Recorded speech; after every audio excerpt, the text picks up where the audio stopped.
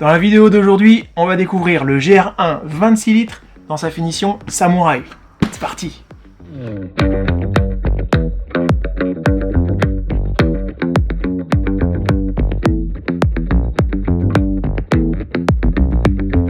Alors théoriquement, on ne présente plus Gorak. C'est Gorak qui a plus ou moins révolutionné le monde du sac à dos, en particulier avec le GR1 26 litres qui est ici, qui est le premier modèle qu'ils ont lancé. Pas dans cette finition là, mais dans une finition un petit peu plus standard et aussi beaucoup moins chère. Là on va regarder la finition Samouraï qui est un partenariat exclusif avec le groupe Cariology. On va regarder un petit peu dans le détail à qui ça convient pas, les avantages et les inconvénients, et on va regarder ça tous ensemble. Let's go! Le GR1 c'est un sac minimaliste, il est simple, il y a un grand volume de chargement, la forme est rectangulaire, et c'est tout. Alors il y a en théorie une petite poche d'accès rapide, elle est là devant. Moi, je ne l'ai jamais trouvé extrêmement pratique, en particulier si vous utilisez complètement le volume, elle devient un petit peu difficile à accéder. Bon, voilà, si le sac est plein à 60%, disons, on peut quand même utiliser cette poche. Elle est assez profonde, vous voyez, ça vient. Là, je touche le bas de la poche et ça a complètement fait disparaître mon avant-bras. Donc, c'est plutôt pour glisser, je sais pas, un Kindle, un iPad mini, des choses un petit peu faciles à attraper. Si vous commencez à faire glisser une lampe torche au fond, c'est vite aller à la pêche pour la récupérer. Bon, pas le meilleur délire. Maintenant, à l'extérieur, il se passe pas grand chose de plus. Sur cette finition-là, sur cette version-là, il n'y a pas de passant molle, ni devant, ni sur les côtés. On va retrouver le compartiment à ordinateur portable. Dans cette finition-là, on a une finition rouge à l'intérieur, bien contrastée, qui est très jolie. Sur l'arrière, on a une feuille de Kydex ici de plastique qui vient un petit peu rigidifier la structure. Alors pour ceux qui se demandent la taille de la poche, donc là c'est un MacBook Pro 14 pouces. Je pense que ça fait disparaître sans transpirer un MacBook Pro ou n'importe quel autre ordinateur de 15, 16, probablement même 17 pouces ici, sans broncher. Maintenant, dans cette finition-là, et aussi dans la version héritage notamment, on va avoir en plus une poche d'accès rapide qui est dissimulée juste sous la poignée ici, et qui permet, cette fois, beaucoup plus confortablement, de mettre des petits objets, de jeter vos clés éventuellement, peut-être vos AirPods, peut-être des Kleenex, du gel hydroalcoolique, tous les objets que vous voudriez retrouver rapidement, avoir accès auxquels vous voulez avoir accès rapidement. Donc ça c'est une poche qui à mon sens est vraiment géniale en utilisation quotidienne. Sur cette version là on a les passants sur les bretelles, donc ça vous permet notamment de rajouter un strap de poitrine qui n'est pas vendu avec, et c'est à peu près tout au niveau des fonctionnalités. Au niveau des matériaux, au départ on avait du nylon 1000 deniers. Il y a eu des versions en 500 deniers, il y a eu d'autres versions en toile canvas. Ici, c'est une toile un petit peu exclusive. Donc c'est un jean en fait, c'est un jean très épais, un jean japonais qui a été traité déperlant et qui a été auquel on a rajouté un laminage pour pouvoir augmenter les propriétés de résistance aux intempéries. On retrouve un patch qui est magnifique, très contrasté, rouge et noir, avec un samouraï dessus. Donc le nom officiel c'est GRXC2,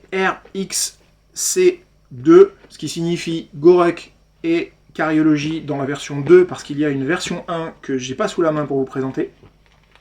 Donc ce GRXC2 a un surnom qui est Samouraï, comme vous pouvez voir là. Donc tout est japonisant, si je me permets d'appeler ça comme ça. En fait, le jean est japonais, on a un samouraï dessus et des motifs à l'intérieur qui vont rappeler aussi des motifs japonais.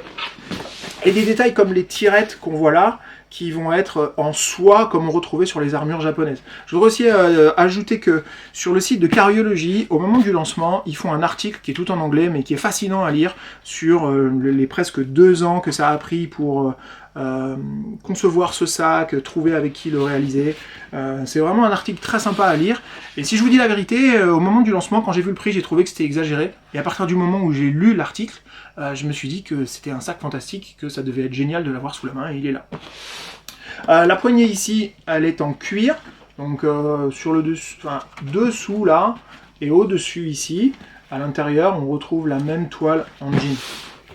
Voilà, c'est à peu près tout pour l'extérieur d'un GR1. Il ne s'y passe pas grand-chose de plus. Maintenant, on va regarder ce qui se passe à l'intérieur. Alors, les zips sont du YKK. Encore une fois, ça doit être de la taille 8, si je ne me trompe pas. Et on va retrouver la configuration classique, des passants molles en haut pour pouvoir accessoiriser, une poche plate qui vous permet en théorie de glisser une plaque pour pouvoir alourdir le sac et s'entraîner avec. Dans cette finition là, je suis pas certain que j'aurais envie d'aller me traîner dans la boue et de faire du rucking avec. Pour ceux qui ne sauraient pas, le rucking c'est une pratique militaire qui consiste à faire de préparation physique avec un sac à dos lesté. Donc il y a des plaques en métal qui viennent se glisser juste derrière ça là, et qui permettent de vous entraîner avec. Encore une fois, dans cette version là, je suis pas sûr que j'ai vraiment envie d'aller m'entraîner avec ce sac là. On peut voir ici le laminage plastifié un petit peu à l'intérieur, les jolis motifs sur la toile rouge, les traits classiques. Alors c'est un sac qui s'ouvre presque complètement en clamshell en gros, c'est-à-dire complètement ouvert à plat. Il faut le retourner, il faut le manipuler un petit peu pour être à 100% là. Et on va ensuite retrouver les deux poches classiques que sont la poche filet ici et la poche plate là. Ce sont deux poches qui n'ont pas leur propre volume. Donc si vous mettez des objets volumineux, par exemple ça, certes ça rentre, mais ensuite le look du sac est pas dingo quoi. Ici c'est une poche qui est en fait encore assez facile d'accès. Lorsque le sac est fermé et que vous le tenez verticalement. Donc comme elle est à l'intérieur, ça rajoute un degré de sécurité de venir mettre les trucs un peu sensibles, vos papiers, votre passeport, choses que vous n'avez pas envie qu'on puisse accéder, auxquelles vous n'avez pas envie qu'on puisse accéder trop facilement. Et voilà, c'est à peu près tout. Le GR1 c'est un sac extrêmement simple. Et c'est ça qui en fait sa force probablement. D'abord il est annoncé à 26 litres. Et en fait, tous les 26 litres sont là. D'accord ? Donc, si on compare à d'autres sacs, comme par exemple le Pathfinder chez Alpha Wineliner, qui a beaucoup de poches, beaucoup d'organisation de tous les côtés, et parfois on se retrouve avec un compartiment principal pour lequel on va douter un petit peu qu'il fasse vraiment la capacité annoncée. Alors là, c'est 26 litres, on doute pas une seconde. Hein. Donc, j'utilise ici pour référence deux poches Peak Design pour montrer un peu qui va rentrer à l'intérieur. Voilà, les 26 litres sont bien là, il y a même encore de la place sur le côté, on pourrait vouloir y mettre une bouteille là, que ça va rentrer à l'aise, genre vraiment à l'aise. On va se parler aussi un petit peu de cette finition samouraï, parce qu'elle a fait beaucoup parler d'elle, d'abord à cause de son prix, je l'ai mentionné rapidement je crois tout à l'heure. Donc il faut lire l'article, je crois, pour vraiment comprendre, percevoir à quel point ce sac est différent de tout ce qui a pu être fait, au niveau des matériaux, au niveau des détails de collaboration et des contraintes de collaboration qui ont été demandées par les gens qui l'ont réalisé. Ce patch est en fait un morceau de métal qui a été ensuite recouvert d'une couche de caoutchouc, je crois, ou de silicone, et qui en fait a été réalisé avec les techniques qui permettaient de réaliser les armures des samouraïs, à l'époque où il y avait des samouraïs. Et le design a été fait par un artiste japonais, un tatoueur d'origine japonaise. Donc il y a beaucoup de travail derrière, et ça, éventuellement, enfin finalement, ça va finir par augmenter le coût de réalisation du sac. Bon, on a beaucoup de critiques. J'entends beaucoup de critiques et je lis beaucoup de critiques sur le prix qui est exagéré de ce sac. C'est discutable, vu tout le travail qu'il y a derrière. Parmi les critiques qu'on entend, c'est que ce sac est rigide et un petit peu avec un effet carton. C'est les inconvénients des avantages en fait. On a décidé d'avoir une toile en jean qui est laminée, donc elle va être épaisse, un petit peu inflexible, en particulier au début. Bon, si vous n'aimez pas ça, il suffit de passer votre chemin. Maintenant, si vous aimez avoir potentiellement un sac qui garde sa forme et qui ne s'affaisse pas lorsqu'il est à moitié vide, et ben peut-être que ce sac est le bon choix pour vous. Maintenant, l'autre critique qui a été faite très souvent à ce sac, c'est que les zips sont raides. Alors je vais vous faire une confidence, moi je ne l'ai pas utilisé. Je ne l'ai pas encore utilisé parce que je voulais l'avoir dans son plus bel état pour faire cette vidéo et qu'on puisse regarder un petit peu les détails. Je le filmerai d'un petit peu plus près aussi. Donc je ne l'ai pas encore utilisé. Et c'est vrai qu'il est rigide. Et c'est vrai que aux angles en particulier, les zips ont tendance à accrocher un peu. Mais pas tant que ça en fait. Si vous prenez des zips Waikiki en Aquaguard, comme ils ont mis sur le GR, sur la série X-Pac, notamment le GR2 34 litres que j'ai là, vous allez vous rendre compte que les zips, ils accrochent beaucoup plus que ça. Alors, ce que je vais faire, c'est que je vais l'utiliser pendant quelques semaines, comme mon sac d'usage quotidien. Je vais essayer de le tordre un peu et je referai le point dans une vidéo courte probablement pour voir peut-être un petit peu comment la toile vieillit et surtout comment ces zips qui ont eu mauvaise presse finissent par s'assouplir ou pas. Alors, j'ai pas l'impression, moi, perso, que ce soit si raide que ça à utiliser. Bon, on verra le moment venu. À qui correspond le GR1 ? Eh ben, il correspond à ceux qui ont une interaction avec leur sac du type « j'aime pas me prendre la tête ». Donc, si vous avez envie de pouvoir jeter les trucs dedans et que ça soit potentiellement le fouillis comme ça, ce sac est fait pour vous parce qu'il vous permet de faire ça. Si vous aimez pas ça, ce sac est potentiellement aussi fait pour vous parce que il est tout à fait possible de s'organiser avec des poches et des choses qui vous permettent de sous-compartimenter le sac. Moi, ce sur quoi je vais potentiellement avoir des doutes, et on verra comment ça se révèle à l'usage dans le futur, c'est que si vous l'utilisez pour l'entraînement et que vous mettez du linge sale, je me demande comment est-ce que cette matière qui est au fond du sac là va absorber ou non la transpiration, est-ce qu'elle est simple ou pas à nettoyer ensuite. Mais ce qui est sûr, c'est que c'est un sac magnifique. Et je vais vous dire un autre truc, il est en rupture de stock absolument partout, ça veut dire que vous ne pouvez plus l'acheter au prix fort. Et le prix de la seconde main est en train de baisser très très fort. C'est un sac qui est monté jusqu'à 1200 $ dans certains cas.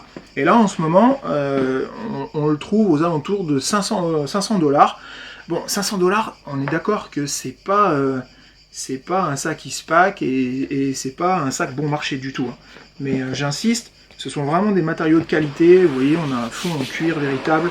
Il y a beaucoup de travail, beaucoup de recherche qui a été faite. Est-ce qu'un sac à dos vaut 500 €? C'est pas à moi d'en juger. Peut-être que vous allez trouver que c'est complètement déraisonnable et je peux le comprendre.